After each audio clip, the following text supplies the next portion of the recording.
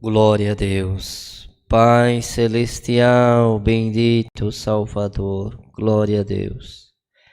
Eterno e altíssimo Deus, na tua santa presença nosso joelho se curva ao pó desta terra humildemente para te pedirmos o perdão pelas nossas fragilidades, os nossos erros, que são muitos diante de ti.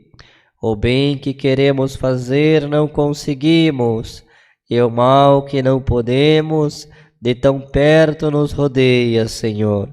Nos cubra com a tua santa presença, nos revestindo do teu amor, colocando em nós mais confiança, certeza e uma fé sobrenatural.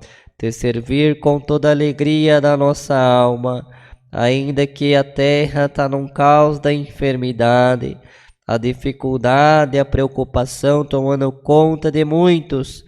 Quantos estão entrando em depressões, enfermidades, angústias, aflições, pela assolação que vive a terra, mas a confiança daquele que te clama e que te serve em Cristo Jesus está depositada em ti, Senhor. Sustenta o teu povo na terra, trabalha, cria caminhos de milagre, a tua igreja te glorificará.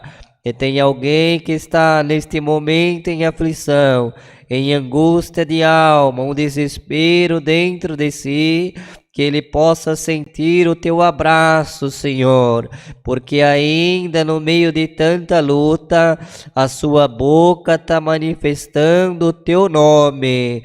Eterno Deus, sustenta a tua igreja com a virtude da tua palavra, nos coloca força e confiança, e ao teu tempo liberta, e nós te glorificaremos. Te pedimos estas benções, a revelação da tua santa palavra, ao nome de Jesus, o teu Filho, que vive eternamente. Amém. Glória ao nome de Deus. Deus seja louvado. Amém. Glória